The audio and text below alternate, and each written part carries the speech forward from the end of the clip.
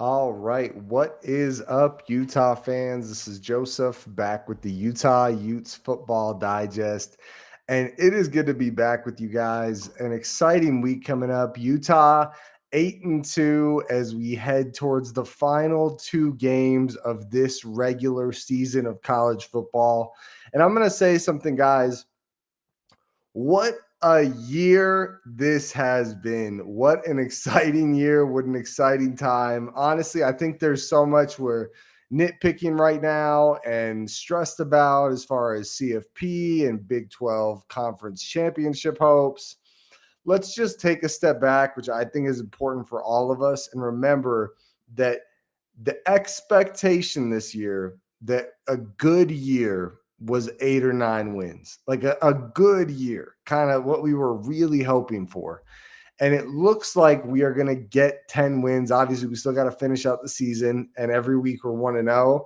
But I'm just saying, guys, this season has gone about as good as we could possibly imagine. Obviously, we lost the Holy War, but outside of that, I can't imagine you'd think much better. I mean, just being real, like the things we're worried about are no one's talking about it, but Jason Beck's probably getting looked at as a potential head coach. I don't think anyone else has brought that up, but it popped into my head today.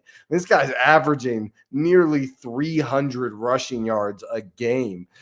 And don't forget, Utah plays with a lesser roster overall than a lot of the football teams we play against, right? Like Utah is, super well coached, super high potential, but I'm sure people are looking at Jason Beck. Either way, though, guys, I just want to touch on that. I think we are in for a awesome end of the season, and this has been such a special year so far. I'm really enjoying spending it with you guys.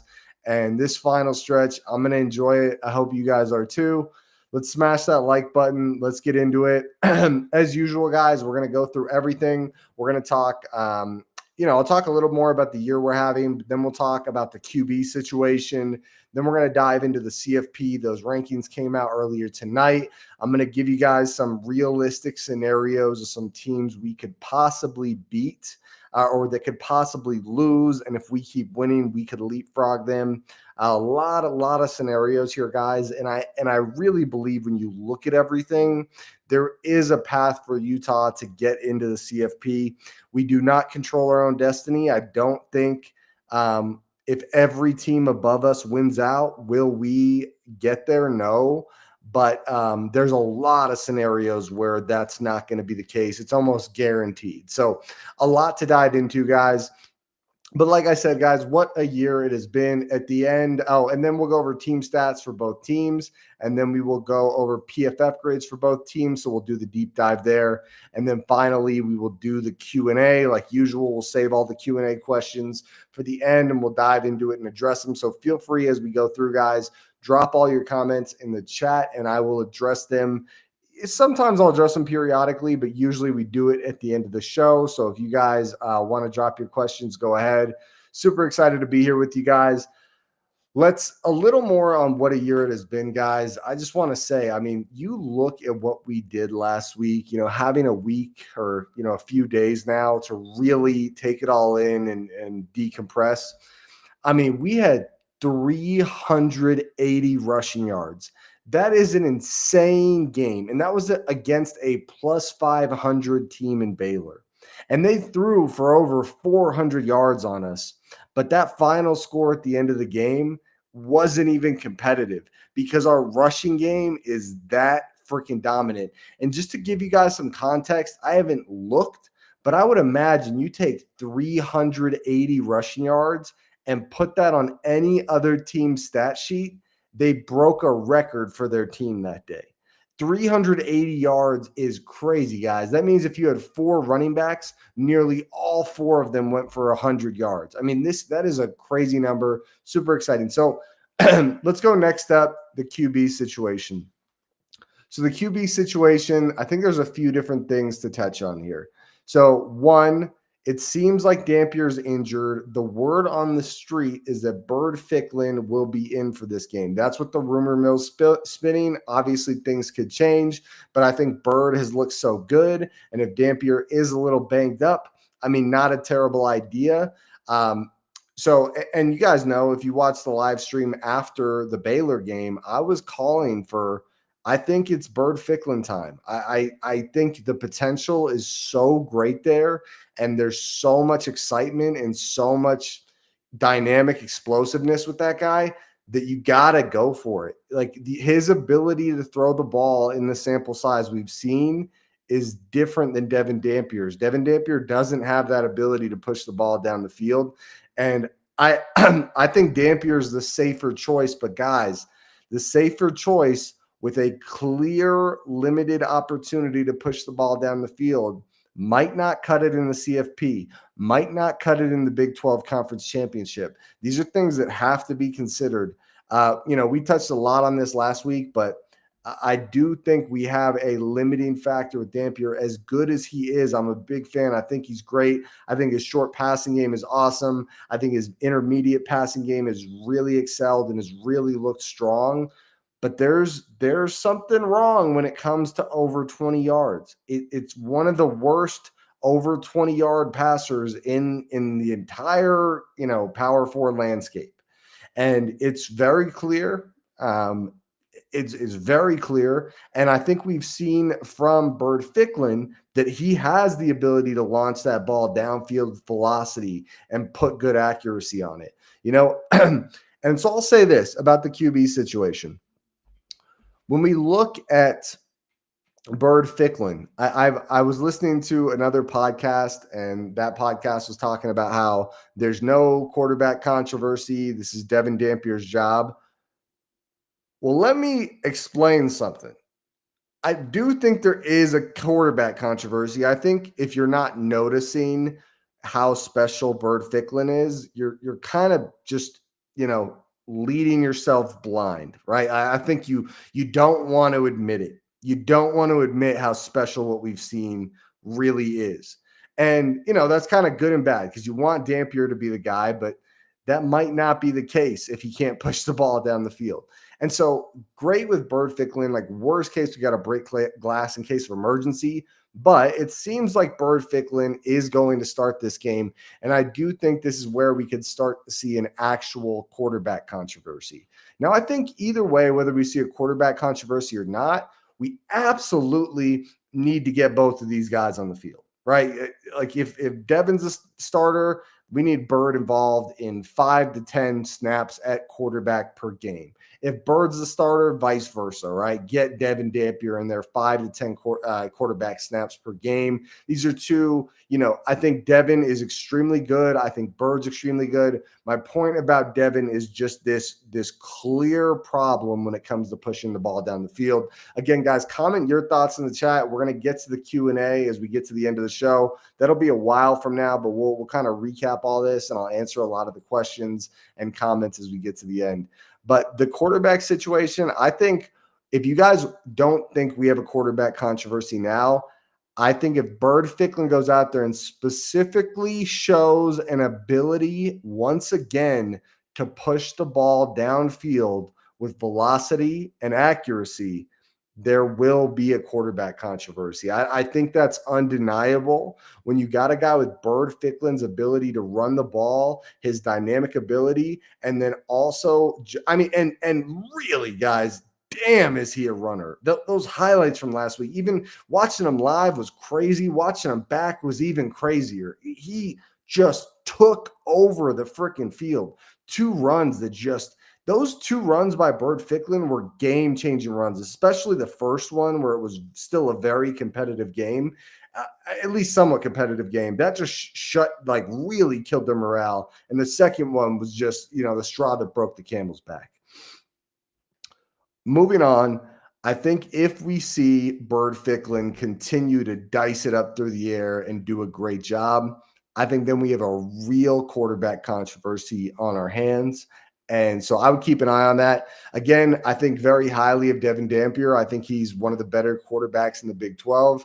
I just do think we are going to go against some elite football teams if we get into the CFP. We've already seen what happens this year when teams are able to stack the box against you and you do not have an ability to push the ball downfield. If they load 7, 8 in the box, man up on your wide receivers, and they are daring you to go over the top and you cannot make the throws, that is a problem that happened against BYU and it happened against Texas Tech. Excuse me. All right, guys. I just wanted to touch on that. I'm excited to hopefully see Bird Ficklin in there as a starter this week. It sounds like we might have an injury situation with Devin Dampier, but on top of that, I actually think this is the right move. I think it's the perfect game to get Bird Ficklin in there and give it a test without risking a high percentage chance of a loss, right?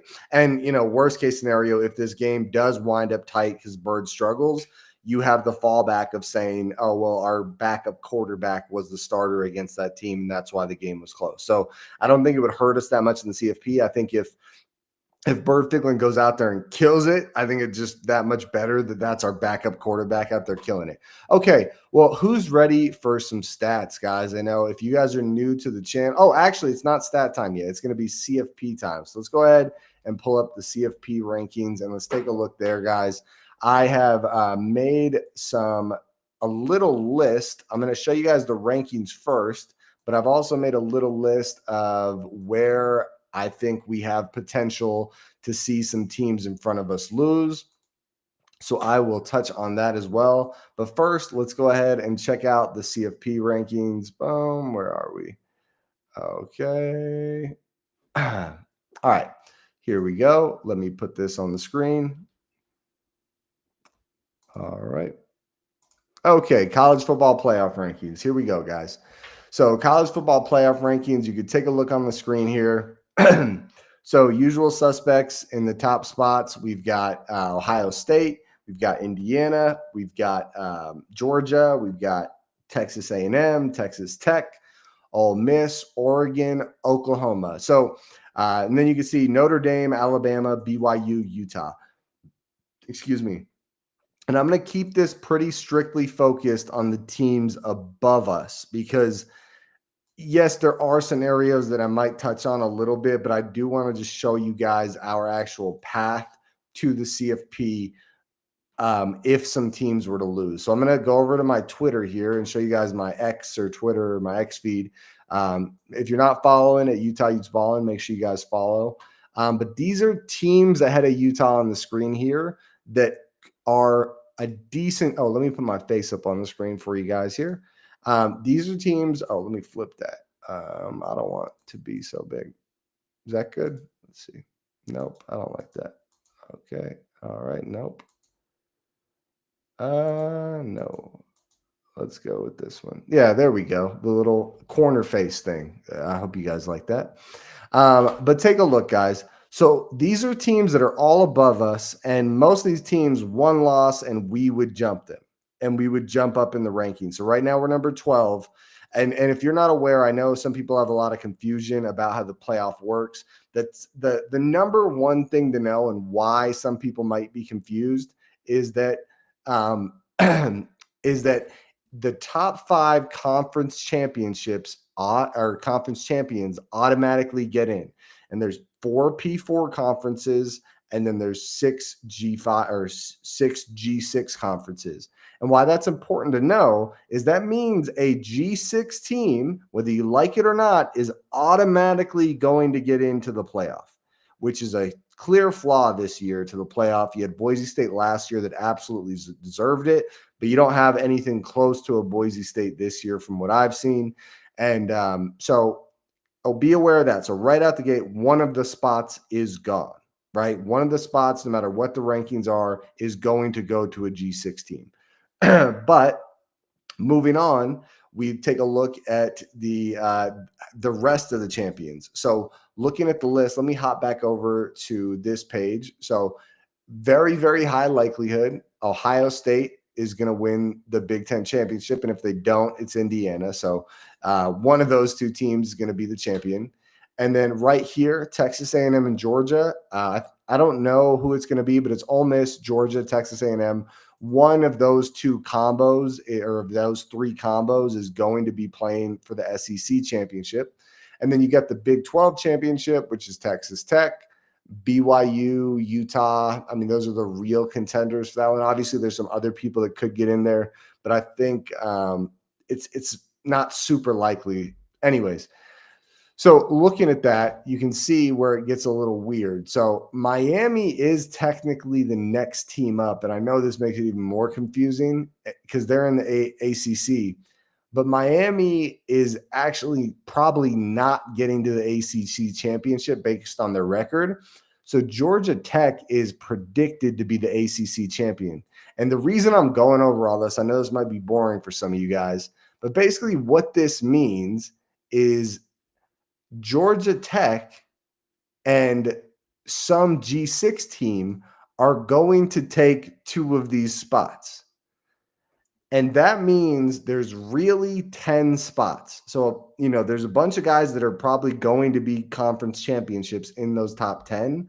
But when you look, guys, that means Utah needs to get here where Alabama is now. If you can get to that number 10 spot, you should get in the playoff. But you got to get there. And it's not an easy path, guys. This is even with Utah having pretty good odds, I think we're sitting at 39% heading into tonight. Maybe it's higher after tonight, after the new rankings, but it's, there's still a lot that has to go our way. So let's flip back over here. And so these are the teams, guys. These are the teams that are in that top 10 and number 11 with BYU that I think have a realistic shot of losing a game or possibly two before the season's over. Okay. So taking a look, Oklahoma, they're going to play Mizzou and LSU. Now, are either of those two teams as good as Alabama, who they just beat? No. But Alabama was a slugfest with Oklahoma, and I don't think Oklahoma jumped a crazy amount in talent or anything in my mind. So I don't think it's crazy to think that Missouri and LSU could beat them. I actually think Oklahoma is barely ahead of us in their percentage chance to actually get to the CFP, even though they're number 8 and we're number 12. There's a 10% difference. So if they lose one of those games, they're out because then they're a 3-loss team. A 3-loss team's not getting into the CFP. Then Alabama and Auburn. Now, I know that Auburn is not as good as Alabama, but if you're familiar with, Southeastern football, SEC football, Alabama and Auburn is a very, very intense rivalry. And more years than not, these are drag out brawls that have weird endings. The odds that Alabama could get beat by Auburn are pretty decent. It would not be unheard of. Now, I wouldn't bank on this, but I'd put the odds at maybe 30%. I don't know where ESPN has it, but this is another game where there's a decent shot a team ahead of us could lose. Then moving here. Now, this team, I'd put money that they will lose one more game this year, right? Whether that's to Texas Tech or possibly Cincinnati is up for debate. But it does look like BYU will lose another game this year. And I do think if BYU gets to the conference championship and loses that, whether you guys agree with that or not, we will hop them. We're only one spot behind them. You had another loss to their record. There's not really a scenario where that doesn't happen. And especially if they lose the Cincinnati guys, that is a gold mine for us. Because if they lose to Cincinnati, that's a bad loss on your resume. You will drop pretty hard for a loss to Cincinnati. It'd probably factor in with us a little bit because one of the teams that beat us got beat by Cincinnati, but we also have a 31-point win over Cincinnati. So I think there's a real world where one of these two games is a loss. And actually, Cincinnati, they have like a 32% chance for Cincinnati to win. It's on the road. I don't think it's super likely, but I do think the likelihood that they lose one of these two games is extremely high. So I almost count BYU as a team that will fall out unless they have a miraculous run and beat Texas Tech. My thoughts are that BYU is going to lose at least the Texas Tech game. Next up, we've got Notre Dame. Now, this is a little more of a long shot, just being honest with you guys.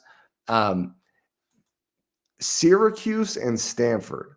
Now, Syracuse, I think that's pretty low odds, but it's not a crap team, right? It's like a decent squad they'll go up against, probably 75% chance, 80% chance Notre Dame wins that game, right? Pretty low odds they're losing that game. But the Stanford game, now that's different. So even if Stanford's not good, Stanford and Notre Dame is another rivalry game where things can get weird. Yeah, this I forget the name of the game. But it is a rivalry game. Stanford and Notre Dame play every year. This is a pretty decent rivalry. I'd still say Stanford is the least likely of these teams to lose an extra game.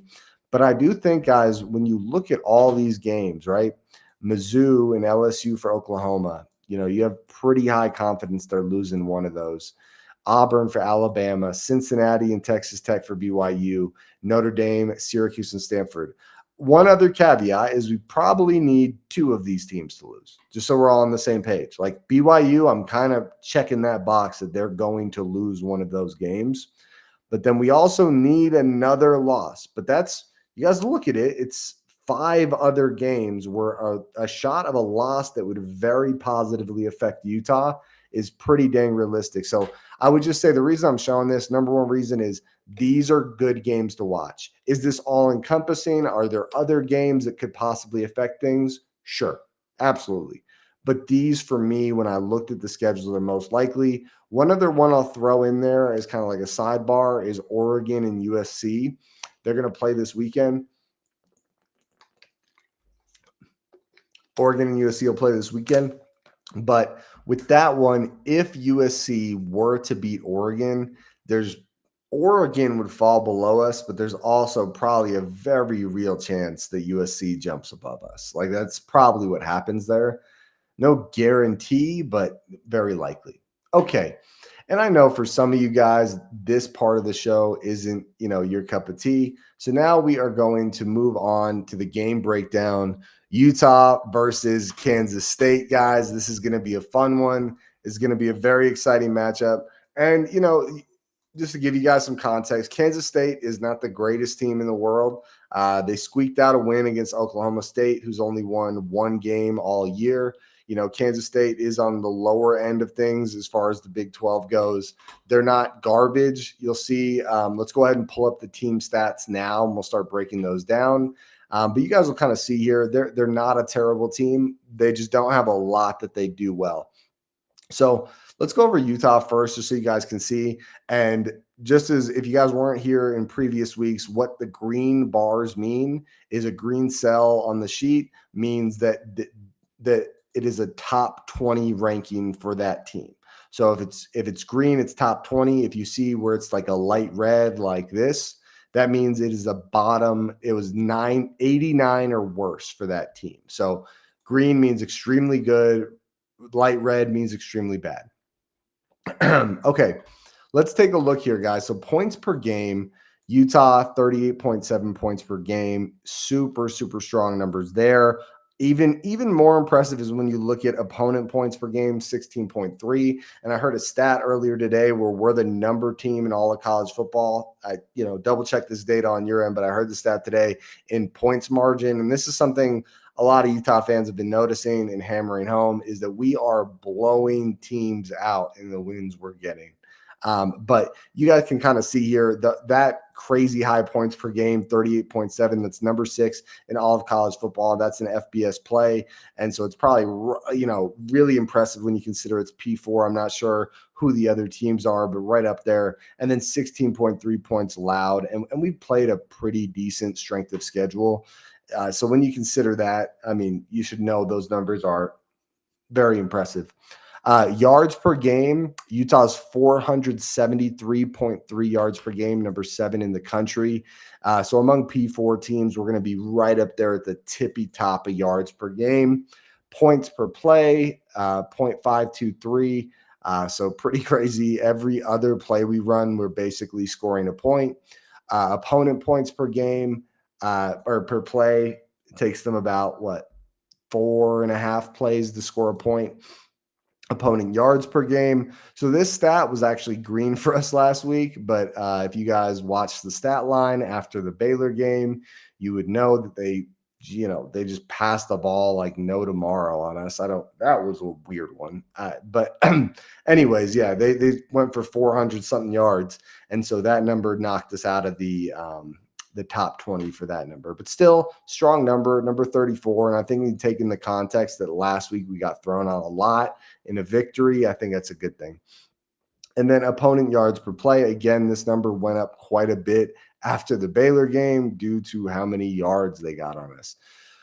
Third down conversion for Utah as well. You can see here on yards per play, we're getting nearly 6.5 yards per play we run. Third down conversion due to us continuing to do well on first and second down and create third and short situations for our team. You can see here we're at 51.67% of our third downs are converted. One little note on that makes it even more impressive. At one point in the night in the Baylor game, I don't know if you guys heard this on the broadcast, but I heard this. They actually said that we were at 3rd and 3 or less, we were converting at 80%. So if it was 3rd and 3 or less, 4 out of 5 times we were getting that first down. And you also got to factor in the times we're not getting the first down. How many of those are us setting us up for a 4th and short? You know what I mean? So that's a pretty impressive number there. Fourth down conversion, pretty strong as well. Not top 20, but just outside of that. Red zone scoring, same story there, just outside of the top 20. Opponent third down conversion or fourth down or opponent third down conversion right here. This is a great number, 32.06%. And what's cool about this is the real story behind this number is not that it's 32.06%, but it's that we are bumping people back. We are causing negative plays. A lot of, like you guys remember against Baylor, they were only getting chunk plays. They weren't able to consistently move the ball. And when you consistently have to fight for third downs on 3rd and 10, 3rd and 12, 3rd and 8, that is not a good situation for your offense. So continuing on, guys. Now, this is where the numbers get extremely impressive for Utah. So rush play percentage, we're just over 60%, 60.51%. Yards per rush, and that's, one of the highest rushing percentages in the country. Yards per rush, we're number 2, and we are clearly the highest yards per rush, in P4. I believe so. Let me double check that stat. I just know last week we were at 5.9 and we were right up there. Yards per rush, CFB, boom. All right, let's see. Okay, sorry guys. We are behind. The number 1 team is not us, it is Oregon. So we are right behind Oregon by 0.1. They're at 6.3, we're at 6.2. So still very, very impressive. Rushes per game, we're number 8 in the country, 44.8. So basically 45 times a game. No, for a P4 team, it's a pretty crazy number. And then this number, I do know that we are number 1 in P4. We're only behind, I think, maybe Navy or something, so they're not in the P4. This number's 279 rushing yards a game. We were at 267 per game heading into last week, and after 380 yards on the ground, that number went up. And you can see here, guys, we're not super great against the run. These numbers did improve after last week, but Baylor really doesn't run much. They had a couple big runs on us, but outside of that, they weren't really, effectively running the ball most of the game. Going over to the passing, you can see here on passing offense, the stat that's great for us is that our quarterback doesn't get sacked much. But outside of that, we do struggle a bit to throw the ball, right? So this percentage is just the percentage of pass plays, so you can disregard that a little bit. Completion percentage, right about in the middle, right? A little above average, 63.1. Yards per pass, 7. So that's, quite below average at 84. Passes per game, that's another just number. But pass yards per game is worth looking at. Less than 200 yards a game, number 102 in the country. Again, we're running the ball really, really well. Those numbers are all a little deflated due to the success of the running game. But either way, I mean, you can't disregard it. I mentioned it when we talked about the QB situation. We do have a bit of an issue when we have to throw the ball deep. But I do think against most teams, if we have to throw the ball with the short and intermediate game, that's actually an area we do pretty well. I think these numbers are a little disingenuous there. Opponent pass play percentage, they're throwing the ball just under 50% of the time. And you look here, guys, opponent completion percentage, this number continues to be extremely impressive. Number 3 in all of FBS football, 50% completion percentage. And again, that also happened against a good, like that number stayed exactly where it is against a good Baylor team that throws the ball quite well. Opponent yards per pass, 6.1. That's number 14 in the country. And so you guys can kind of see here, we are very strong against the throw game. And this is all factoring in that we got beat up a little last week in the throw game, right? They took it to us throwing the ball, and our numbers still look really strong against the pass. Sack percentage, we're sacking quarterbacks 8% of the time. That's number 14 in FBS. So I think we're looking really strong against the throw, even with those numbers we saw last week, where Baylor really took it to us. Okay, so taking a look at Utah's turnover margin, most of the stuff is just kind of right down the middle, right about average. Giveaways were a little above average. Everything's a little above average or average. And then interception thrown percentage, we're pretty good there. Number 30, it's just under 2%, so we're not throwing many interceptions. Opponent turnover margin per game, negative 0.1, so just above average there. Takeaways per game, 1.2, just at average. And opponent interception percentage is 2.9, so that's, pretty good. Number 44, not terrible, not great either. So that is Utah. Now let's take a look at Kansas State. And so before we dive into Kansas State's numbers, what you'll see, guys, you'll see some bad. You can see some red on the screen, but I'll kind of scroll through here. What you also notice is outside of the turnover area, which, is worth looking at. They do have a lot of green there. But outside of the turnover area, there's red, but there's not a lot of green. It's kind of a team that has some bad things about them and doesn't have a lot of impressive things about them. I think that's a fair way to phrase things. And if you look at some of these numbers, even though they're not in the bottom 89 like these two, they're pretty dang close. Like those might as well be a light red if we were looking at those. So let's start. Let's go ahead and start.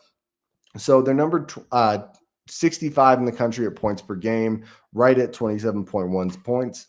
Opponent points per game, 24.4. So right a little above average there. So a little above average defense. Yards per game, though, they're only at 342.2. That's pretty low. That's like, 200 passing yards, 142 rushing yards a game. That's number 91 in the country. It's a pretty rough number. Opponent yards per game, they're allowing almost 400 yards per game. That's number 67 in the country, so slightly below average there. And we kind of skim through here, guys. I'll skip some of these. I won't go through every number for them. But third down conversion percentage, I think that's worth looking at. They're about average, and that's an area we thrive in, so we should be able to capitalize there. Their third down conversion, not very good, where our third down defense is very good, right? Fourth down, same story on both sides. They really struggle against. They allow 50% of the fourth downs to get converted, so that's pretty high. Red zone scoring percentage, they are very high there. I don't have this screen. Let me go ahead and fix that. All right, there you go. So 92.59%. So looks like if they get in the red zone, they're really strong. Also, opponent red zone scoring percentage is number 25. So sounds like they're pretty strong when they get in the red zone and when the opposing offense gets in the red zone. Good thing for us is we've actually been scoring off a lot of chunk plays recently. It hasn't been a lot of red zone battles. We haven't been a lot of red zone battles, so I'm not too stressed there because we've been breaking away some big runs. One thing, we'll get into all their players in a bit, but their running back and wide receiver, which are two of their big weapons, Dylan Edwards redshirted for the year after an injury, and then also Jace Brown, their wide receiver. The update is that he is going to be out for the season. That's what I saw on the news. So I'm sure that update will come around the corner soon, but that does seem to be the case. So taking a look at yards per rush, just slightly below average, 4.3 yards per carry. Um, Rush play percentage, they're running about 52% of the time. Rushes per game, they don't run the ball a lot, huh? That's weird. So they just must not have the ball much on offense. You guys see this? How weird this is? So they're number 102 in rushes per game, and their rush play percentage is 52% of the time. So they must not be having a lot of long drives on offense, which correlates to, their offense not getting a lot of yards. So that's kind of what that tells me is they're running it more than half the time, but rushes per game, they're one of the worst in the country. So that's a bit of a concerning number if you're them. This is the opponent yards per rush for them. So they're pretty solid there, above average, 4.0. I don't think that's quite good enough for me to be worried that our run game won't be effective, but they're not a bad run defense. But you do look opponent rushes per game. They're running it nearly 40 times a game against this team. So it seems like the game plan for a lot of teams that got up on Kansas State was, hey, we're on top of them. Let's pound the rock and keep running that ball because we know they're not going to score. So, that seems to be what I'm reading here. Okay. Passing stats. So in their favor, they do have a very low quarterback sack percentage, 3.35%. Completion percentage, that's pretty rough, almost 59%. That's, one of the lower end ones in the country, number 97. Pass yards per game, only 205. That is quite low. So a bit of a struggle session for them passing the ball. Interception thrown percentage, about average. Yards per pass, 7.1, below average. And then this is how they do against the pass. They do force a lot of interceptions. You can see here, 4% of the time they're forcing an interception. That's quite high. Opponent passes per game is very high, I guess. Yeah. So 32.6. Boom. Opponent completion percentage, they do a good job here, 56.6%. I will tell you this though, if Devin Dampier is out there and is slicing and dicing, if that's what they're good at, is allowing low completion percentages, I think Devin Dampier can overcome that. Again, I think it'll be Bird Ficklin in there, but either way. Turnovers, they look really good in the turnover thing, so they don't really give away the ball at all, right? Or actually, they do give away the ball. I don't know what I'm thinking. Sorry, guys. It's late. Bear with me. So they do give away the ball quite a bit, 1.4 times per game. And they take away the ball at a super high rate. This is what I was talking about. They're number one in the country with 2.6 takeaways per game. Imagine how frustrated this defense must be, right? Imagine having that nearly 3 takeaways per game, and your offense just is not holding their end of the bargain. Interception thrown percentage, right at average, 2.31. Cool. All right, guys. Now let's get into why I know a lot of you guys came here. We are going to move on to the PFF grades, and I know that is fun. If you guys appreciate it, make sure you smash that like button. And seriously, guys, at the end of the show, I think it's coming up. Yeah, after the PFF grades will take a little while, so this is going to be the long haul. So buckle up. But when we get done with the PFF grades, we are going to go into the Q&A and answer any questions, read your guys' comments. So if you haven't, make sure you stop dropping those comments in the chat. And let's go ahead and check out some PFF grades. We will start with the passing attack. Actually, if it's cool with you guys, I actually want to check out the passers together. So let's go ahead and put them on the screen here. Okay. Bear with me. I'm going to put up Utah and Kansas State. Let's do custom 15 or 10. Okay, whatever. All right. Here we go. Putting them on the screen. Okay, so take a look here, guys. So we'll actually be looking at Avery Johnson, Bird Ficklin, and Devin Dampier. So this is throwing the ball deep. And if you look, guys, you can see Avery Johnson is actually an extremely effective deep passer of the ball. 8 touchdowns, 1 interception, averaging 15.4 yards per attempt. Very strong numbers there. Again, 8 touchdowns, 1 interception. And you can see here 15 big time throws, 5 turnover-worthy plays. Really strong number, 51.1% completion percentage when throwing deep. That really is quite impressive. He's 303 attempts on the season, 14.9 of those. So 303 total passing attempts, 14.9% of those attempts are going deep. So 45 attempts, 19 completions. Now, what I want to point out, though, is this number, that it's only 15% of his attempts. And the reason I point that out is one of two things is probably true. Is A, when they need a 3rd and long, Avery Johnson either holds onto the ball and doesn't do anything with it, scrambles around, and then kind of, doesn't do anything with it, or he throws it. And I think that's absolutely true, right? He kind of like he's only actually taking the shot if the shot is absolutely there, even when he needs it. And I would say that's a pretty safe bet. And it's something I have noticed watching him. He really struggles once the pressure comes and once he has to get out of the pocket. He really starts to panic.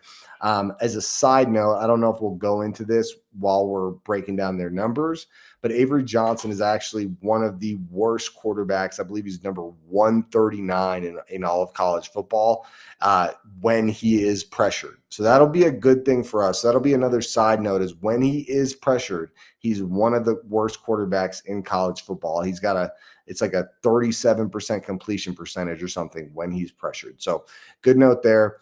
Moving on. We're probably going to see Bird Ficklin, guys. And the good news is he's only taken 4 shots deep, but you can see on these 4 shots, he has 2 completions, 15.3 yards per attempt, 1 touchdown, 2 big time throws, and 0 turnover-worthy plays. And you can see not a super high percentage of his attempts, nor is it a super big sample size. But what's exciting about it, guys, is it is giving you an idea that he is a guy that can push the ball down the field. He is an explosive passer, right? This is why I was banging the table for Bird Ficklin. I don't think he's going to be as well-rounded as Devin Dampier, at least not this early in his career, right? He'll need more time for that. But this, guys, this is something that is hard to teach. And if you don't have it, you don't have it. And that brings me to show you guys Devin Dampier's numbers. So he has basically the same attempt percentage as Avery Johnson. And on 245 passing attempts, he's taken 36 attempts downfield. He only has 6 completions, guys, a completion percentage of 16.7%. That is crazy.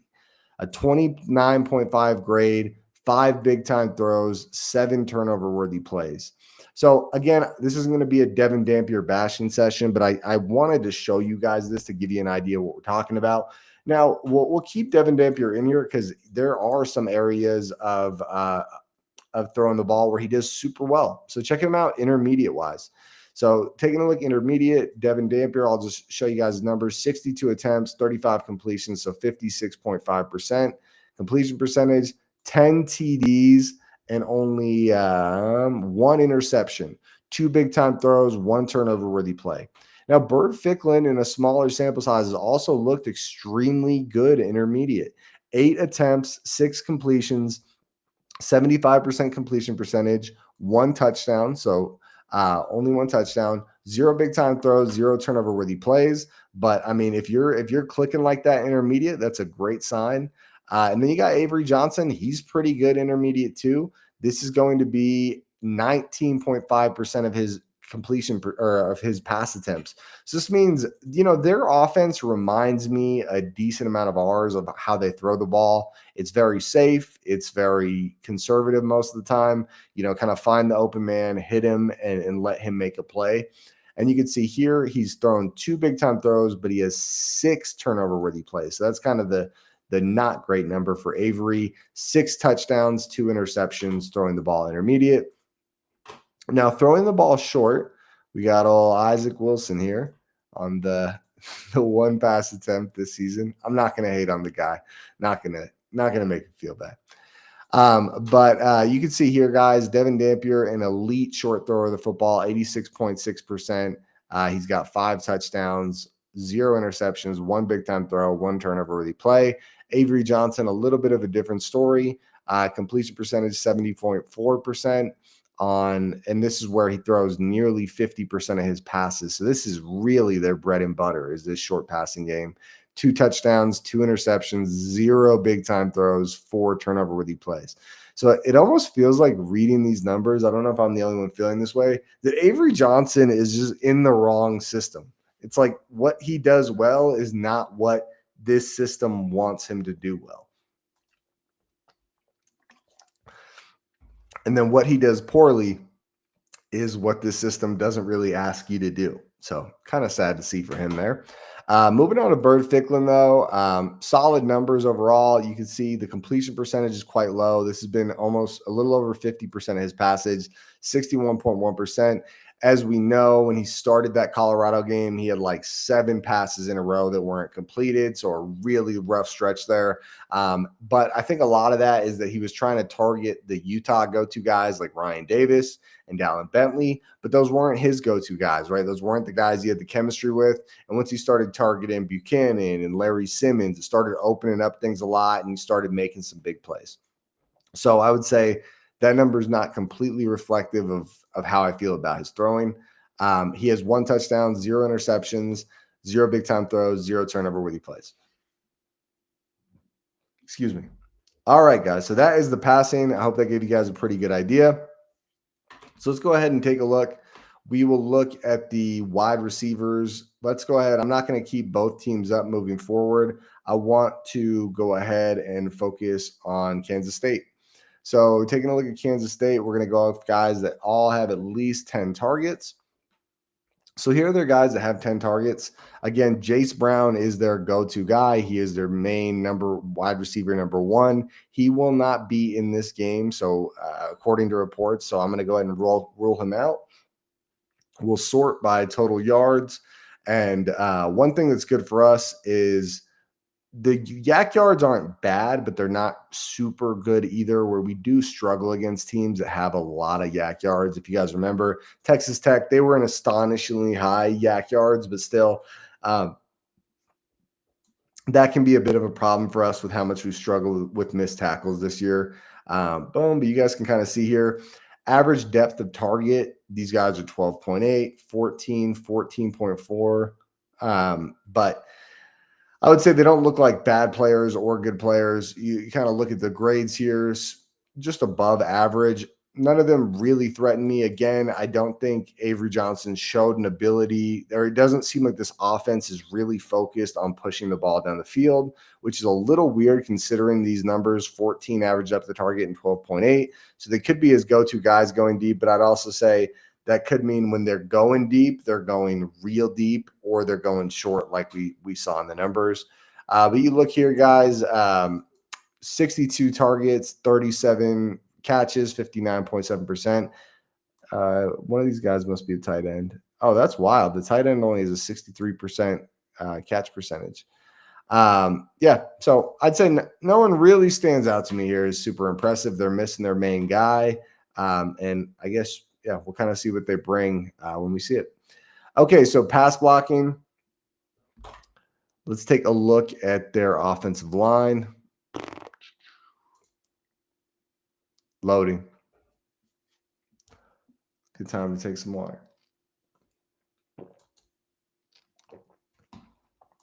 Ooh, man, my voice is cooked. I'm not like sick, but you guys know when you're like a little sick and you keep waking up and your mouth is super dry. You know that feeling? That's what I've been dealing with. So my throat's just super sore, dry. Okay, but I hope you guys appreciate me toughing it out for you. All right, so let's take a look here. So we are going to look at just center guard tackle. Let's go off. Let's try to get only their starters. Let's do 200 snaps. That's too much. Let's do 150. Okay, so here is their starting lineup, guys. Taking a look at this crew, pretty solid group overall. This guy seems to be the weak spot. John Pastor, 15 pressures allowed on 331 pass block snaps. That's pretty damn high. Taylor Poitier is only 9 pressures allowed on 310. And you can see these guys are pretty decent. 9 pressures, that guard and that tackle. And the center here, 8 pressures. And this guy doesn't look bad, 8 pressures, but then you look at how many snaps, and it's only on 166 snaps. He's allowed 8 pressures. So they don't have a bad offensive line overall, but they do have 2 serious weak spots in this offensive tackle. What's his number going to be? Number 78, and their guard, number 79. So take a look at those matchups during the game. Those will be good opportunities for us to take advantage of them. Let's go ahead and move over to our pass rush that we'll be bringing against this unit. Let's take a look. Getting off Kansas State. And guys, this is obviously one area for Utah that we have excelled at all season. I think so much of the focus has been on John Henry Daly, but John Henry Daly is not the only person that deserves a ton of praise. It's actually been a very good unit. He is clearly the figurehead and the guy driving a lot of the results, but he is not the only guy. So let's take a look here. We are going to bump this down to guys that have had at least 35 pass rush snaps. So it should be like, a decent amount of pass rush snaps. And you can see here, guys, John Henry Daly, like we talked about. And as we look at this, also remember we are going against a quarterback that really struggles under pressure in Avery Johnson. If you get back there and rattle him, he really panics. And even though they're not turning the ball over a lot, he's not making plays when he panics. So take a look here. John Henry Daly, 23.8 win percentage on the pass rush, and then 45 pressures on 274 pass rush snaps. Again, a crazy number. He is going to get back there. He's going, even the other offensive tackle that didn't look bad, I have high confidence that John Henry Daly would get back there, cause some havoc. That's why he's got 10 sacks in the season. And then you've got Logan Fano here, guys, 15.3% pass rush win percentage. Very strong number. Whichever one of these two is going against that offensive tackle, John Pastor, that's allowing a very high pressure rate, they are going to get back there and they are going to make this guy have a bad day. And you can see he's got 27 pressures on 205 pass rush snaps, so well over 10% there, almost 15%. Really strong number for Logan Fano. Continuing down the line, guys, Jonathan Hall, beast pass rusher, 16.3 pass rush win percentage, and 20 pressures on 90 pass rush snaps. So over a 20% pressure rate, which is not super uncommon for a linebacker, but still a really strong number. For Lander Barton, 87 pass rush snaps, 15 pressures, 13.3% win percentage, really strong. Trey Reynolds, a guy that's gotten a lot of snaps as the season's gone on. He's got 41 pass rush snaps and he's got 9 pressures. So he is well over 20% as well. And he's got an 18.4% pass rush win percentage, beating out everyone on the team except for John Henry Daly. John Henry does have quite a bigger sample size, but still, Trey Reynolds has looked, if you guys have been watching, as a pass rusher, he has looked very impressive. That linebacker unit, I don't think they get a lot of attention and a lot of credit, but they have been getting back there and causing, some damage to these teams. Okay, now it is time to look at, let's talk about the interior, I guess. Let's just look at a couple of the interior guys. Not too much impressive on the interior right now. It looks like we must have had a pretty rough pass rush game. You can see here some of these guys, Dallas Vakalahi, Carson Kafusi, pretty decent pressure rate, but nothing to, write home about or anything like that. Lance Holtzclaw at edge rusher will get some action too. I don't know how much Paul Fitzgerald has been seeing action since early in the season, but in his limited sample, he has looked quite good. He was injured for a little while, so hopefully he's back out there and healthy. It's just such a good unit of edge rushers that we can just rotate guys in and out. A really, really strong group. Okay, so now taking a look at our guys in coverage, I'm guessing a lot of these guys had their grades drop after last week. Let's go ahead and bump this number up. I'm going to make this 50 coverage snaps to make sure we're only looking at, the guys that are really getting into that rotation. So let's go off the yards allowed. And you can see here Smith's number went up a lot, 334 yards allowed. He had a rough week last week against Baylor. He had another rough week the prior week. And that's not to be bashing on him. I think he gets tested. He's playing the slot. He gets tested with some really difficult matchups and some strong players. Don't forget, slot receivers are usually like go-to options, like a Britton Covey, right? They're tough guys to cover, but still, that it does need to improve.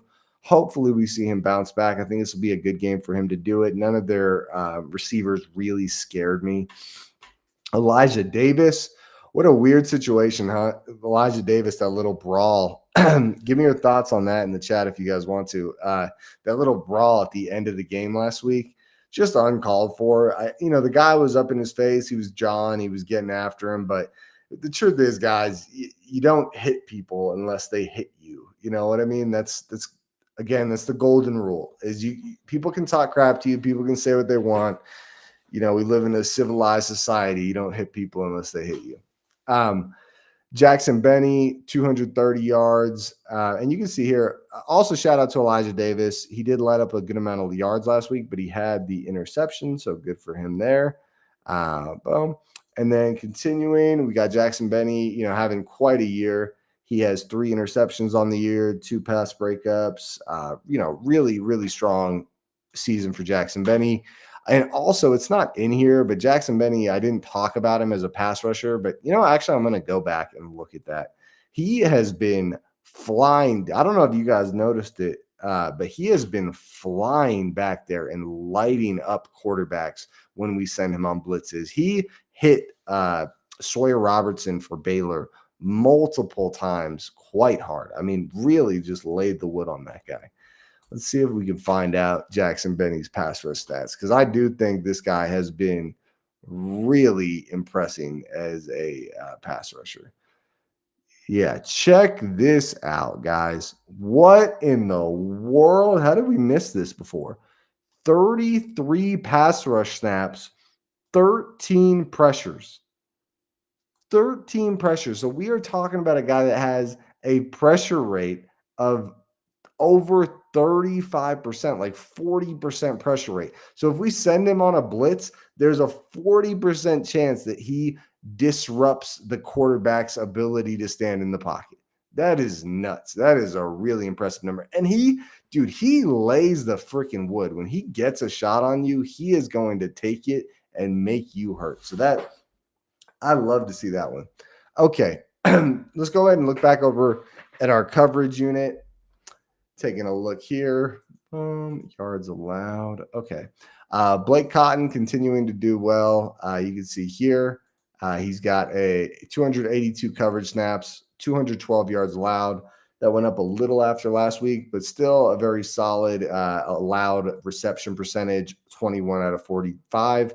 Also, Smith Snowden, if you guys look, he's 20 out of 44. The beginning of the season and the middle of the season went much better for him than these past 2 games. That his number of yards allowed has increased like 250 yards the past couple of weeks. Very odd. But either way, we got a really solid group of corners, and they had a tough week last week against Baylor. And so I think they're absolutely up for the challenge and probably have a little bit of a chip on their shoulder. They're going to want to prove something against this Baylor unit. Didn't see anything there that has me too concerned. Let's stick with Baylor. We're going to move over to their rushing attack. So taking a look at Baylor's rushing attack, and last week I know we did get gashed a bit in the against their. Spoiler alert, let's not show Utah's rushing attack yet, because that'll be a fun one for us to take a look at here in a little bit. But I know we got gashed a little bit when they were trying to run on us last week, but I think a lot of that was we were in, 5 DB formations, and the field is spread a lot. And so it's easy to get some luck when that's happening. You have a lot of space to work with when you're the running back. There's, the lanes open up a little more because we were settling out to stop that pass. All right. Okay. So don't forget, guys, Dylan Edwards is out for the year. And this is concerning if you are Kansas State.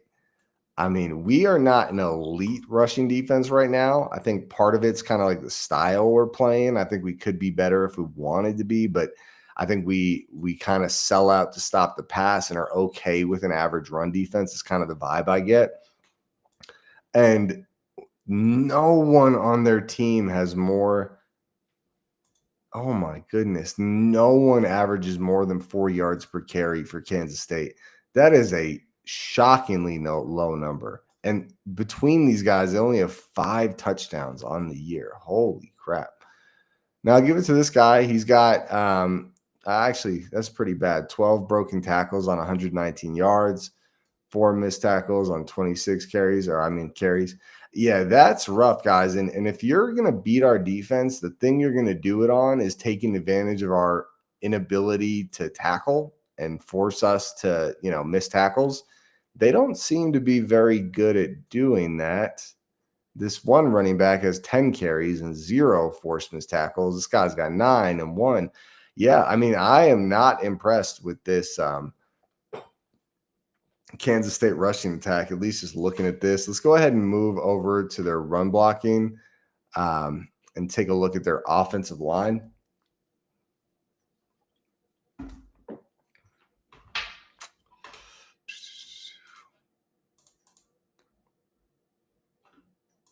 Okay, so this is their offensive line. Let's bump it up, get that starting 5.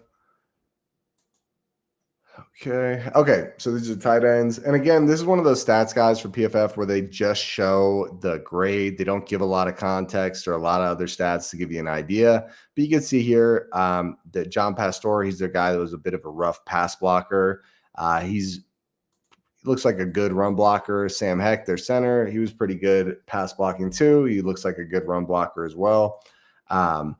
Then some of their other guys a little below average. Again, nothing is like alarmingly bad here, but I don't think any of this looks that impressive. And looking at their running back room, I'm not very concerned.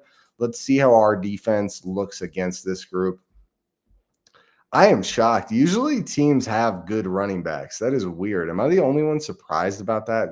It is weird to see a team just have no good running back. Like usually at least you have a guy somewhere on the throughout the season that's gotten 15 carries and is, not gotten a big sample size, but he's done well with the sample he's got. That is weird to see.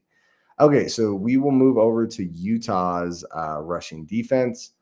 Taking a look at this, guys. Let's go run defense snaps. Let's go 50.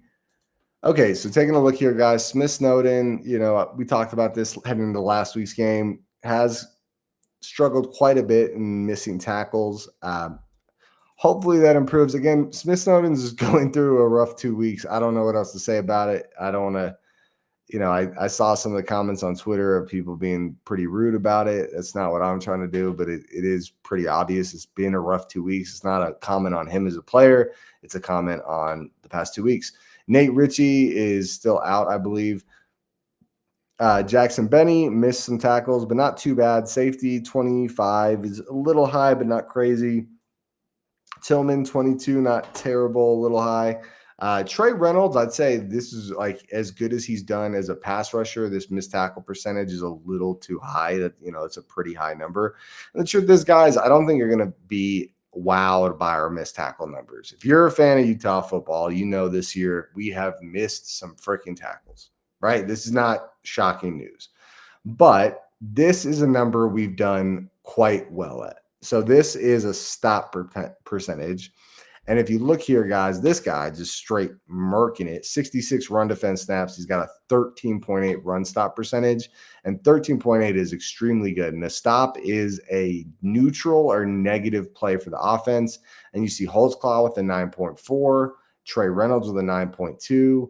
So even though Trey is missing a lot of tackles and a lot of our guys are missing a lot of tackles, when they are making plays, they're making big plays. And you can see you can go all the way down the list to number 13 until you start finding guys under 5% stop rates. So those are really, really, strong numbers. Stephanie, I see your comment. She said, you go way too fast over these numbers. It's hard to see what you're doing. I'm trying to learn, but you're fast. Stephanie, well, we'll do the Q&A here in a little bit. So if you do have any specific questions, keep them in your head, write them down, and I'd be happy to answer them. And if anyone else does have specific questions, next we'll go over Utah's offense against the Kansas State defense before we finish out. And then we'll do a Q&A. So make sure you guys drop your Q&A stuff in the chat. Okay, yeah. So I still feel really strong about this, guys. I think our missed tackle number is not going to hurt us too much against a team whose running backs don't really break tackles. So, and I know, guys, yeah, I've been reading PFF stats and digging into this for like 5 years now, like week in and week out of the football season. So I know sometimes this stuff seems super obvious to me and not always obvious, but I also want to make sure for the people that do watch every week that are already super familiar with these stats that I'm not, breaking down the tiny details if we don't need to. Okay, let's move over to, we already went over passing for Utah, right? I think Bert Ficklin in a limited sample size has looked very strong, very solid. Let's go ahead and look at Utah's receivers. And we've got some good ones if you're not aware, guys. We'll go off guys that have 10 targets. That includes Larry Simmons. I always like to make sure he's in there because I like him a lot.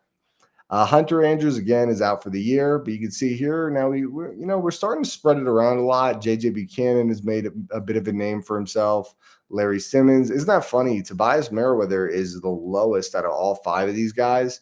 And I hate to keep tooting my own horn, but I was not understanding where all the hype was coming from. Not hating on Tobias. I'm just saying I didn't see it in his tape. I didn't see it in his PFF grades. I saw it in Ryan Davis. I didn't call Dallin Bentley. A lot of people were hyped on Dallin Bentley, but I absolutely called Ryan Davis. And let's touch on Ryan Davis, guys. So you can see here his PFF grade, 75.6, super high grade, 658 receiving yards in the season, 4 receiving touchdowns. So not a super high touchdown number. Yak per reception, 3.6, respectable. The number one thing with Ryan Davis is he's the go-to guy. 73 targets, 57 yards. Now, you can see that number basically didn't go up at all from last week because we didn't have to throw the ball at all last week. And I would say this group has kind of bared the bad side of how much success we've had running the ball. When you're running the ball for 250 on the low end and 300 plus a lot of games, you don't have to throw a lot. And so these guys just aren't getting opportunities. I wish they were. J.J. Buchanan's a guy that's really come on, really strong here. You can see 13 contested catch opportunities, brought down 7 of them. That's a really high percentage, 53.8%. Larry Simmons, another guy, on only 3, he's brought down 66.7%. So those two, what I liked so much about Bird Ficklin out there, and I really, with Bird out in the game, I really hope we see this, is more shots, more accurate, intermediate, and deep shots to J.J. Buchanan and Larry Simmons, because those were his go-to guys in that game against Colorado. Once he started getting the ball rolling, he really liked those two. So I really hope we can see that connection happen. Let's check out our pass blockers. If you guys are not aware, this is one of the best pass blocking units in the country, especially our bookend tackles in Caleb Lomu and Spencer Fano. Let's go ahead and take a look at these guys. Really, really strong group. I would imagine most of you guys are aware of this. Michael Mokofisi has allowed the most pressures, but he's still at a pretty respectable number, 11 pressures on 302 snaps. Not great, but, solid to good number. Jaron Kumps allowed 7 pressures on 289 snaps. Very good number. Caleb Lomu. And don't forget, guys, tackles usually allow a little more because they're going against edge rushers. But Caleb Lomu, Tanoa Togiai, Spencer Fano, and let's be real, Tanoa Togiai has gone under the radar. So much spotlight on Spencer Fano and Caleb Lomu, and they're the tackles, right? That's the flashier position. But it is like, this guy, Tanoa Togiai, on 316 snaps has only allowed 6 pressures, and he's been a bit of an afterthought for this offensive line. He is pass blocking at an elite level. So shout out to you, Tanoa Togiai, if you're watching this. Really, really good season.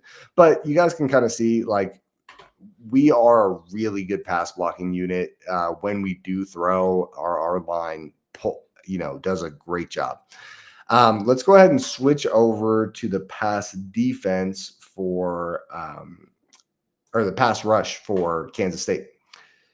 And boom. And if you guys are enjoying the video, I know we are in the deep waters here. So if you're one of the true fans that have stuck around this long, make sure you guys like that video. And again, we'll do the Q&A and I'll go through all the comments here in a minute. So make sure you guys drop those in there. So if you guys have stuck around that long, I'd appreciate you dropping a like. Let's take a look here. So pass rush for Kansas State. Bam. All right. Okay. Let's go off 50 pass rush snaps, so a decent sample size. And just so you guys know, I know I threw a lot of pass rush win percentages at you guys. We had, and this is why I'm showing you, is we had quite a few guys over this number, and this guy's pretty good, right? He's got 11 pressures on 132 pass rush snaps. It's not crazy, but it's pretty good, right? But a 14.3 win percentage is good. He's just not always getting a ton of pressure when he gets it. Either way, looks good. 11.1 for this linebacker win percentage, but he's actually got 16 pressures on 65 pass rush snaps. So that's pretty damn good. No one else really standing out to me. These are like solid numbers, nines, but I don't think I'm worried about them against Caleb or Spencer. So not too concerned there. Oh, wow. This is actually something worth pointing out. So this guy, Malcolm Alcorn Crowder, is actually a defensive interior player. That's a really high number for a defensive interior player. And for him to have 11 pressures on 132 pass rush snaps, this guy is a legit pass rusher. So hopefully he's lined up against Tanoa Togiai, and Tanoa can show off those elite pass blocking snaps. Either way, I think it's a solid pass rush, but not too concerned. Again, I don't think our passing game is going to be the main focus tonight, unless it has to be, which you never know what's going to happen in a game. But I don't think that's going to be our primary focus. Wow. If you guys thought Smith Snowden had allowed a lot of yards, look at this guy. 371 coverage snaps, 506 yards allowed. They got another guy right below him in 202 coverage snaps, 303 yards allowed. This guy, 254, 236 yards allowed. So basically 1 for 1 there. Wow. So a lot of these guys are playing, they're guys that play a lot of snaps. Some of these numbers really don't look great. Some of them look good, like this guy, VJ Payne, pretty good number there. But these three they play a lot of coverage snaps. Their linebacker, their safety, and their cornerback are allowing a lot of yards. So number 18, number 25, number 32, I feel really good about that matchup, especially with Bird Ficklin and a guy that can actually throw the football downfield. Now, I will say that I want to see him come out this game and effectively get the easy stuff done. Get the short completions, right? Don't go 0 for 7 again to start the game. I absolutely don't think that's going to happen, but it's worth mentioning. Okay, now let's take a look at our rushing attack versus their rushing defense. I'm sure for a lot of us, we know if it goes well, this will be the focus of the game. We will try to just run the ball down their throat until they can't stop it. So let's go Big 12, Utah, and then we will go minimum run attempts. Let's just go off guys that have at least 5 rushing attempts. And let's add in quarterbacks because we know for damn sure the quarterbacks are going to run the ball. Let's see, where are these guys ranked? Wow, is that crazy or what, dude? Bird Ficklin on 52 attempts has 454 yards. That means he's averaging almost 9 yards per run. That is such a crazy number. And he's got 7 touchdowns. Guys, think about this. Devin Dampier has nearly twice as many carries as Bird Ficklin. This isn't even talking about the passing game. This is not insulting Devin Dampier, but Bird Ficklin has 454 yards where Devin has 572. And then Bird has more rushing touchdowns. He has 7 where Devin has 5. Devin has 4 fumbles and Bird only has 2. I'm just saying, I'm not trying to bash on Devin at all. That's not what this is about. It is just about how freaking special Bird's ability to run the ball and hopefully his ability to throw the ball is. But you guys look outside of that. Obviously, Wayshawn Parker, 736 yards on 100 attempts. That puts him at 7.4 yards per carry, 6 touchdowns. And if you guys are not aware, for P4 running backs with at least 100 carries this season, Wayshawn Parker has the highest yards per carry in the country in all of P4 for running backs to have at least 100 carries. Really strong number there. I actually made a post about this. Let me pull that up. I'll pull it up, throw it up here. Might as well. Take a look here. So this is just kind of some stats where Wayshawn Parker is, elite of elite and just wrecking people's days. So he is first in yards per carry. So there's 57 running backs in P4 football. So that's, ACC, SEC, Big 10, Big 12. And this is where he ranks among those guys that have 100 carries. So 57 of them. First in yards per carry, we just went over. Second in breakaway percentage. So that basically means if you run the ball, what percentage of those runs go for 15 plus yards. Sixth in elusive rating, which is elusive rating is basically just how many tackles are you breaking per run or catch. 13th in runs of 15 plus yards total. And he has way less carries than some of these guys. 16th in forced missed tackles, 18th in yards per route run, which is a receiving stat, but just showing you guys how dynamic and excellent Wayshawn has been this year. Nakari Rogers, again, 10 rushing touchdowns, guys, 95 carries, 372 yards, 10 touchdowns. Really good season for Nakari. He's just, he's playing more of that, short yardage back type of role. Nate also looked pretty damn good too. I love seeing him get in. I know it's not in the competitive part of games, but I just love that he's back a part of this program and continuing to impress. Okay, now we're going to move over to our run blocking. We'll add in everyone on this one, and we'll go off guys that have at least 50, or let's go off 100 run blocking snaps. All right. Let's go. All right, here we go. Solatoa Moyea. I think I'm saying that right. Anyways, but you guys know we run with 6 linemen. I don't know if you guys are aware. We run 45% of the time. We run with 6 offensive linemen, and the next team to do it is running at like 11%. So this is like our thing. Like no one else is really doing this the way we are. I'd imagine next year you'll see a lot of teams try to copycat us. But you can see here, guys, run blocking grades for Spencer Fano look good. And this is why I don't take a ton of credence into this. I know I talk about this week in and week out, how this grade just doesn't mean that much to me. Because is there anyone that thinks these are the grades for this offensive line? Like we're averaging like 3.4 yards per carry before contact. How are you going to say that this is the run blocking grades for this offensive line? I think it's stupid. So I'm at a point with PFF with the run blocking grades where I just like don't even like looking at it. It just doesn't even make sense to me. Okay, let's check out the run defense for Kansas State. And if you know, I'm a big PFF guy, and I really do give them the benefit of the doubt. But I really think they need to add some context, some stats in there that give you a better understanding of what those, like why they have that number, why they got to that conclusion.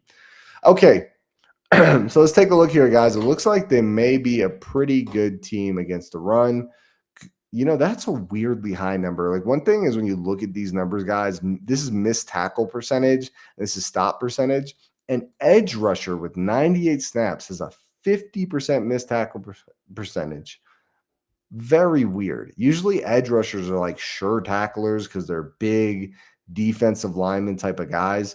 This guy's missing 50% of his tackles and only has a 1.1% stop percentage. Very odd. This corner, 33%, pretty standard. They miss a lot of tackles too, huh? Yeah. We miss a lot of tackles, but you look at this team, they miss a lot of tackles. And they really remind me of like a worse version of us. So look at this. They have some guys with some high stop rates. This guy, Austin Romaine, on a huge sample size, 249 yards, 14.6 stop percentage. Daniel Cobbs, safety, 8.5. Linebacker, Desmond Purnell, 8.3. Okay, so that does look like a pretty good run defense. Just being honest with you guys, a little high on the missed tackles, but they get back there, they cause some havoc plays, they make some, they'll stop you at the line, they'll cause some losses. So that's good to know. Okay. Okay, guys. Well, that is it for the PFF grades. And next, we will get into final predictions. I will go through my final prediction. If you guys want to throw yours into the chat, let me know how you guys feel this game is going to go. I would love to hear from you. Okay, let's go ahead and talk about it. So, right at the gate, I think one thing that really stood out to me as I broke down these numbers is this team is not a good pass defense team. They had the one good defensive interior player, but outside of that, I didn't see much good in the coverage game. I didn't see much good in the pass rush game, except that one guy. And I think we will be able to take it to them if we need to throw the ball. I do think they looked surprisingly good in the run defense. Let me pull up their stats for run defense. Opponent yards per. Yeah, they're only allowing 4 yards per rush, so that's not intimidating to me, but their numbers do look pretty good.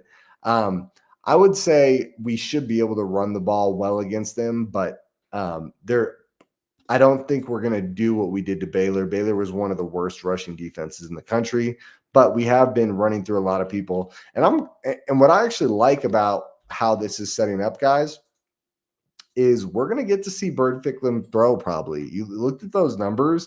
They looked much more susceptible to the pass than they do to the run. And you can see here they're in yards, opponent yards per game. They're right in the middle at 220 yards allowed for Kansas State. But a lot of that could be they're not a super high scoring team and teams don't have to throw a lot on them. I don't know. I mean, for me, what I like is we are going to actually see if Bird is the starter, he is going to get out there and have to throw. Maybe not, that is the primary focus of the game plan, but there are going to be situations where it is 3rd and 7, and you're not just going to run the ball between the tackles on 3rd and 7. So I think that's a cool sign, and hopefully we'll learn some stuff about Bird from this game. Their offense, I think their offense is going to struggle to throw the ball against us. I actually think where last week we went up against an elite passing offense that really took it to us, I think this week it's going to be a little bit of the opposite. They're missing their top receiver. Their passing numbers really don't look good. And I think our DBs are going to get a chance to step up, make some plays. On top of that, this is one of the worst quarterbacks in all of college football in Avery Johnson when he's pressured. And our defensive front, whether it's sending blitzers, whether it's the 4 rushers getting back there and causing pressure, will get back there and get after you. And I absolutely expect our team to get back there and get after him and make him make mistakes. Them running the ball, I also feel like not looking like it's going to happen. They have no one on their team right now as a running back that is averaging more than 4 yards per carry. I guess one thing I'll look real quick, I think Avery Johnson does run the ball a decent amount. Let me just add him in case that's like a super impressive number.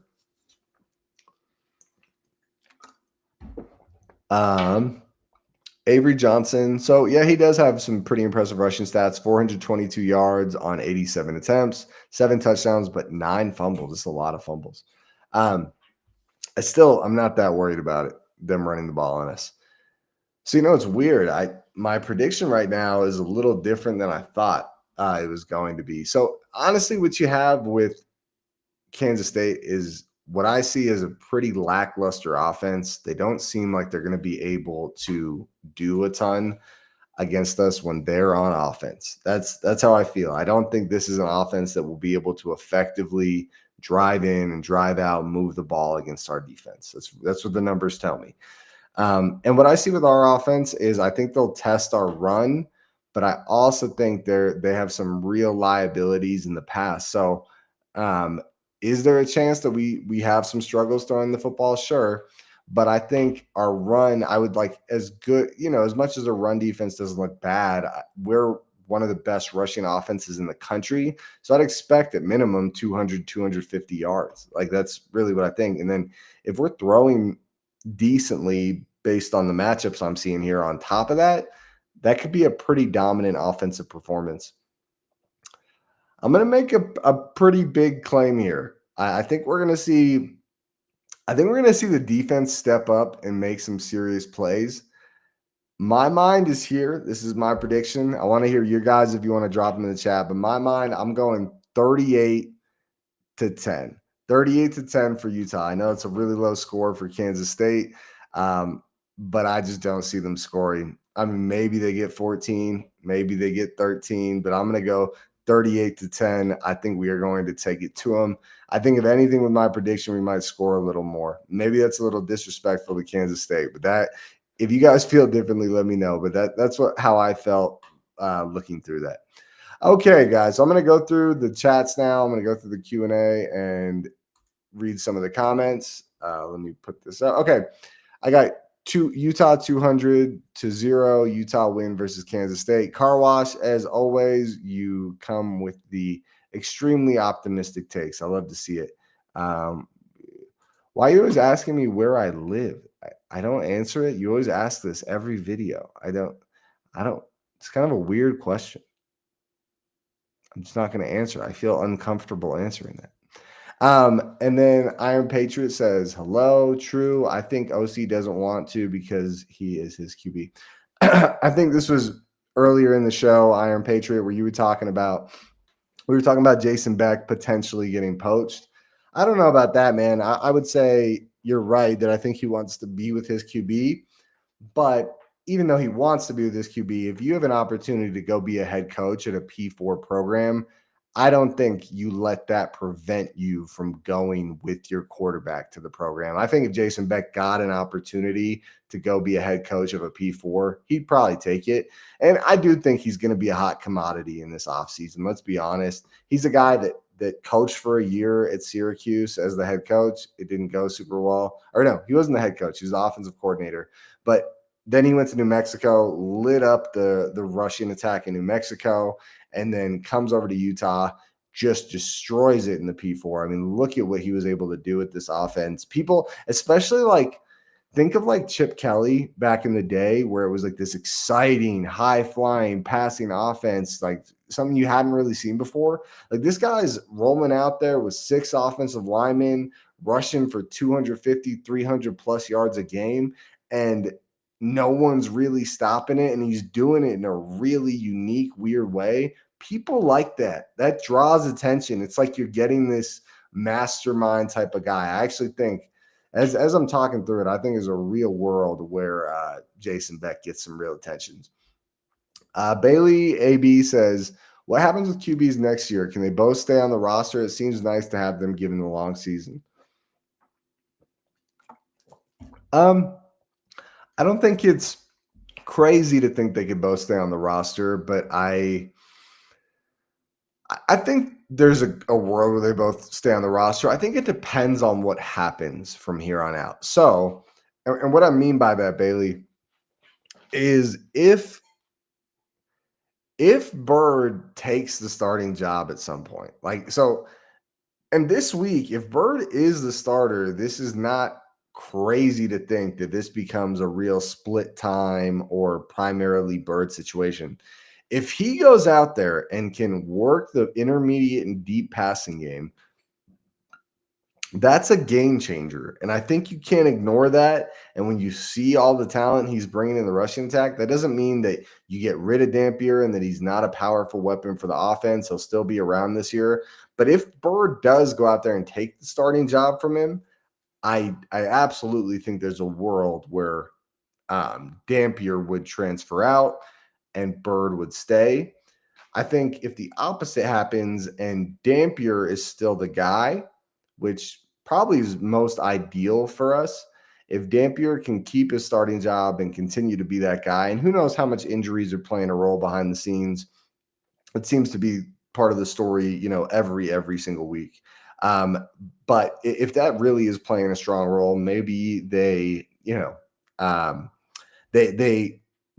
factor that in. So I would just say I do think there's a world where both of them are on the roster next year. But I think if Dampier keeps the starting job, you're going to see Bird Ficklin very heavily involved. And I think no matter what happens the rest of this season, both of them should see the field a lot, even if Bird takes the starting QB job.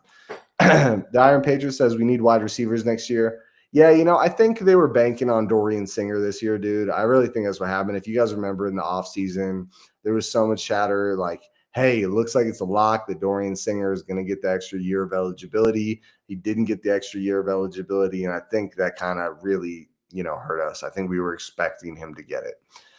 Bailey AB says, agree. This year's success should attract more talent, including wide receiver talent. Yeah, I think we're going to be in a really good position at the end of this year. I would say, though, kind of going back to what I was saying, Bailey, is if your quarterback cannot throw past 20 yards, I do think that's going to limit you in attracting great wide receiver talent. Imagine you're a wide receiver that it can effectively get open consistently, and you are having to miss opportunities where you get wide open downfield because your quarterback really struggles with accuracy and velocity when he has to throw 25 plus yards. I just pointing that out, guys. I think that's worth taking a look at.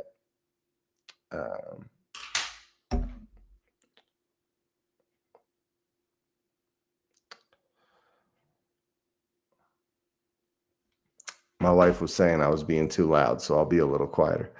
Boom. D tier says, I'm too mad at analytics to be okay with this. Kick the field goal. Not sure what you're talking about there. I remember this, though, Stephanie. You said I was going over the numbers too fast. You're trying to learn. Okay, and Stephanie's got it 65-20 or 65 Utah, Kansas State 30. Okay, Kansas State 20. Okay, yeah, I think that's a solid prediction. I think it's a little high on our score, but I'm with it. PNW says, let's Ficklin go. Yeah, I'm with you, man. I think Ficklin is such a monster, such a good player. I really enjoy him. PNW says, car wash just wants to wash your car, Joseph. Yeah, I mean, hopefully. I have no reason to believe that car wash is like a bad guy. But it's just weird. You keep asking where I live. I mean, it just makes me feel uncomfortable, right? I'm out here, I'm on the screen, I'm, putting myself out there, and you're asking me where I live. Stephanie says Jason Beck is not going. Don't start that, bro. We need Jason Beck. We need to keep him. Hey, I'm not saying I want Jason Beck to leave, just so we're all on the same page. I think Jason Beck is like, super, super valuable. And maybe he doesn't get, a high end P4 job and decides to come back. Not saying it's crazy. Okay. Isaac. Stephanie says, so what do you think is going to happen with Isaac? Is he now a passing thought? Yeah, I think I'm not sure. I'm not going to bag on the guy, but it's not looking great from every time I see him on the field. PNW uses Utah by 5 touchdowns. All right, guys, we've been going for an hour and a half. I'm going to get out of here. I appreciate you guys sticking with me tonight. Stay tuned for the post-game show after the Kansas State game. Make sure you guys hop on that live stream. Like the video if you guys stayed this far. It means a lot to me. It lets me know you guys appreciate the videos. And whether you're watching before or after the fact, please do comment down below, and I will try to answer your questions. Stephanie says, night, bro. Good night.